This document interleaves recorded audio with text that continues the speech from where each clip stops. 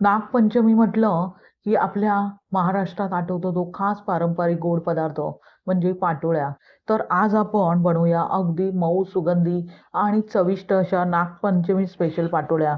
झटपट तयार आणि इथे जे प्रमाण दिले आहे त्याप्रमाणे जर तुम्ही पाटोळ्या बनवल्या तर अगदी मऊसूत आणि तोंडातच विरघळतात. आज आपण नागपंचमी निमित्त पातोळ्या बनवणार आहोत. तर लगेचच रेसिपीला सुरुवात करूया. आता सारणासाठी आपण इथे पॅन गरम करत ठेवला आहे. त्यामध्ये 2 वाट्या ओल्या नारळाचा चव घालूया. ओल्या नारळाचा चव व्यवस्थितपणे किसून नारळ आपण घेतला आहे. आता त्यातील मॉइश्चर पूर्णपणे निघून जावे आणि अगदी आपले सारण सुटसुटीत असे व्हावे यासाठी 1 चमचाभर आपण त्यामध्ये तूप घालूया आणि गॅस मंद करूनच व्यवस्थितपणे अशा प्रकारे भाजून घेऊया.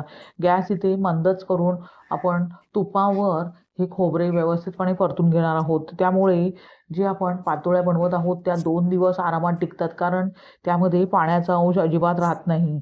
आता गॅस बंद करूनच आपण साधारणतः 2 मिनिटे तूप घातल्यावर खोबरे परतून घेतले आहे आणि सुटसुटीत असे खोबरे झाल्यावर लगेचच अर्धी वाटी आपण त्यामध्ये गूळ पावडर घालूया.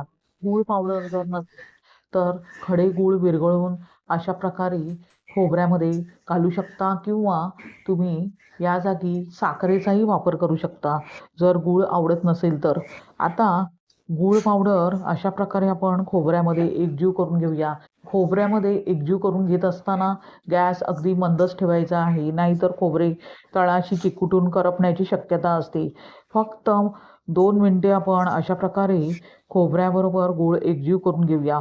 पाहू शकता 2 मिनिटानंतर गूळ आणि खोबरे व्यवस्थितपणे एकजीव झाले आहे. आता त्यात आपण स्वादासाठी चिमूटभर इथे वेलची जायफळ पूड घेतली आहे. त्याचबरोबर चिमूटभर आपण इथे मीठ घेतले आहे. त्यामुळे गोड पदार्थात थोडेसे मीठ घातल्यामुळे तो पदार्थ त्याची चव द्विगुणित अशी होते, म्हणून मी इथे वापरत आहे. जर तुम्हाला घालायची नसेल तर स्किप करू शकता. आता दोन्ही जिन्नस आपण गॅस बंद करूनच व्यवस्थितपणे एकजीव करून घेऊया आणि लगेचच आता सारण आपण सुटसुटीत असे तयार करून घेऊया.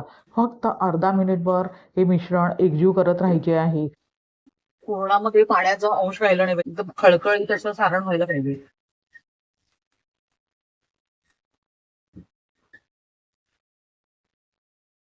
अशा प्रकारे आपलं सारण तयार झालंय. आता गॅस बंद करून आपण लगेचच हे सारण एका प्लेटमध्ये काढून पूर्णपणे थंड करून घेऊया. फॅनखाली मी हे सारण ठेवत आहे म्हणजे व्यवस्थितपणे थंड होईल. त्यानंतर लगेचच पुन्हा त्याच पॅनमध्ये आपण उकड काढून घेणार आहोत. आता लगेचच 1 वाटी त्यामध्ये पाणी घालूया. ज्या वाटीने आपण 1 वाटी मोदक पीठ घेतले आहे त्याच वाटीने 1 वाटी इथे पाण्याचा वापर करत आहे. आता पाण्यात आपण चवीपुरते मीठ घालूया आणि 1 चमचाभर इथे मी तुपाचा वापर करत आहे. जर तूप नसेल तर याऐवजी तुम्ही तेलाचाही वापर करू शकता. आता दोन्ही जिन्नस चमच्याने व्यवस्थितपणे अशा प्रकारे पाण्यामध्ये एकजीव करून घेऊया आणि पाण्याला दणदणीत अशी उकळी येऊ देऊया. अगदी दणदणीत अशी उकळी आल्यावरच त्यामध्ये पीठ घालायचे आहे, म्हणजे परफेक्ट अशी उकड पातोड्यासाठी तयार होईल. आता अशा प्रकारे चमच्याने पाण्यात तूप आणि मीठ व्यवस्थितपणे एकजीव करत राहूया. गॅस इथे मीडियम मी ठेवला आहे. साधारणतः 2 मिनिटानंतर पाहू शकता पाण्याला अगदी परफेक्ट दणदणीत अशी उकळी आली आहे. अशा प्रकारे अगदी दणदणीत अशी उकळी आल्यावर लगेचच आपण 1 वाटी त्यामध्ये मोदक पीठ घालूया आणि लगेचच आपण पाण्यामध्ये एकजीव करून घेऊया. मोदक पीठ 1 वाटी पाणी जर असेल तर 1 वाटी मी इथे मोदक पीठ घेतले आहे. इथे गॅस मंदच करायचा आहे. जेव्हा आपण पाण्यामध्ये मोदक पीठ घालतो तेव्हा गॅस बंद करून पाण्यामध्ये मोदकाची पिठी एकजीव करत राहायची आहे, नाहीतर पीठ लगेचच करपण्याची शक्यता असते. अशा प्रकारे अगदी परफेक्ट प्रमाणासहित आपण पीठ एकजीव करत राहूया. पाहू शकता अशा प्रकारे उकड थोड्या प्रमाणात तयार झाली आहे. आता ही उकड व्यवस्थितपणे शिजावी यासाठी मी भांड्यावर झाकण ठेवून गॅस बंद करून साधारणतः 5 मिनिटे ही उकड व्यवस्थितपणे शिजवून घेणार आहे. झाली आहे. आता लगेचच आपण परातीत पीठ काढून घेऊया.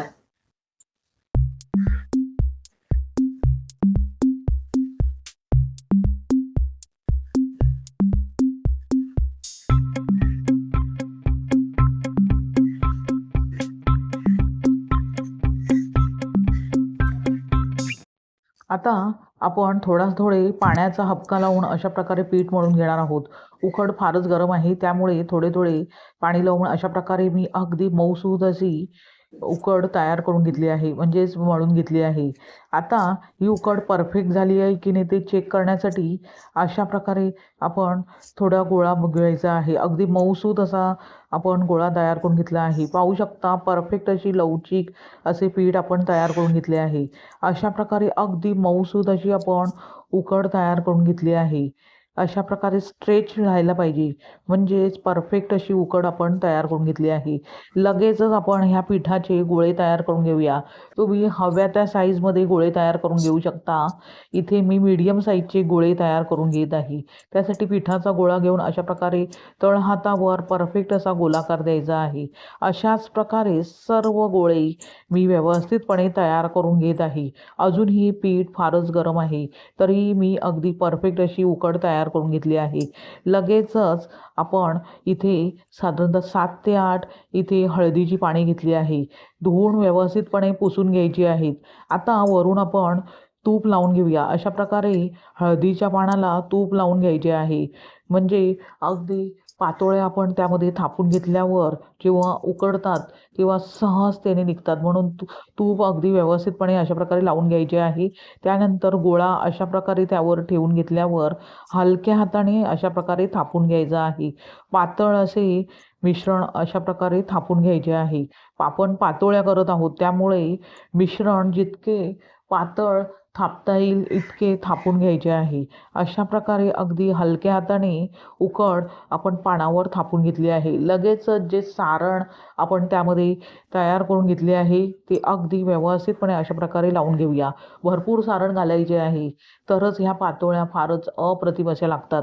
आता 1 ते 1.5 चमचा इथे मी त्यामध्ये सारण घालत आहे. तुम्ही तुमच्या आवडीनुसार सारण कमी जास्त करू शकता. त्यानंतर हाताने व्यवस्थितपणे अशा प्रकारे एकसारखा सारण तयार करून घेतल्यावर लगेचच जे आपण पान आहे ते व्यवस्थितपणे अशा प्रकारे मधोमध दाबून घेतल्यावर अगदी हलक्या हाताने दाबून घ्यायचे आहे आणि सर्व कडा व्यवस्थितपणे बंद करून घ्यायच्या आहे. आणि दोन्ही बाजूने पान अगदी अशा प्रकारे व्यवस्थितपणे फोल्ड करून घ्यायचे आहे, म्हणजेच परफेक्ट पातोळीसाठी आपण व्यवस्थितपणे असे पान फोल्ड करून घेतले आहे. आता अशाच प्रकारे आपण दुसरी पातोळी तयार करून घेणार आहोत. त्यासाठी पुन्हा आपण हळदीचे पान घेतले आहे, त्यावर तूप लावून घेऊया आणि जो गोळा आपण तयार करून घेतला आहे तो हलक्या हाताने अशा प्रकारे एकसारखा करून घेतल्यावर अगदी व्यवस्थितपणे पातळसर मिश्रण थापून घेऊया, म्हणजेच उकड थापून घेऊया. थापून घेत असताना थोडासा तुपाचा हात घेऊनच नंतर थापून घ्यायचे आहे आणि एकसारखे व्यवस्थितपणे मिश्रण थापून घ्यायचे आहे. आता अशा प्रकारे आपण उकड पानावर थापून घेतल्यावर लगेचच साधारणतः 1 ते 1.5 चमचा जे खोबऱ्याचे सारण आपण तयार करून घेतले आहे ते अशा प्रकारे त्यावर घालून घेऊया. अगदी एकसारखे करून घेऊया. त्यानंतर मधोमध आपण पान व्यवस्थितपणे अशा प्रकारे सर्व बाजूने कडा बंद करून घेऊया, म्हणजे सारण बाहेर येणार नाही. आता पुन्हा आपण जे पान आहे ते व्यवस्थितपणे फोल्ड करून घेऊया आणि लगेचच अशा प्रकारे पातोळी आपण तयार करून घेतली आहे. अशाच प्रकारे राहिलेले पातोळ्या व्यवस्थितपणे तयार करून घेऊया. पाहू शकता सर्व पातोळ्या मी व्यवस्थितपणे तयार करून घेतल्या आहेत. त्यासाठी आधीच मी इथे इडली पात्रात पाणी गरम करून घेतले आहे. भांड्यावरील झाकण काढून घेतल्यावर लगेचच हात सांभाळून पातोळ्यांची प्लेट त्यामध्ये ठेवूया. त्यानंतर लगेचच भांड्यावर झाकण ठेवून गॅस मिडियम ठेवून या पातोळ्या वाफवून घेऊया. लगेचच पातोळ्या गरमागरम तयार होतील. आपण नैवेद्यासाठी पातोळ्या करत आहोत नागपंचमी निमित्त.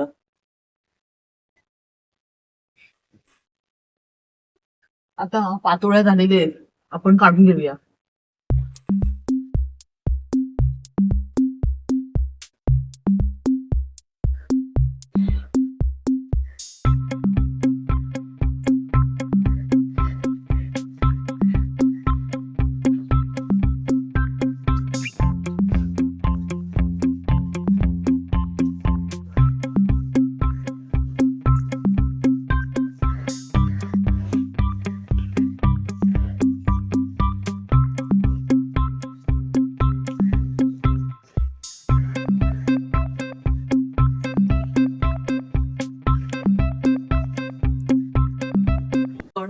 नैवेद्य दाखवणार आहोत. एकदम मऊसूत आणि तोंडातच विरघळणारी अशी आपण पातोळी तयार केली आहे.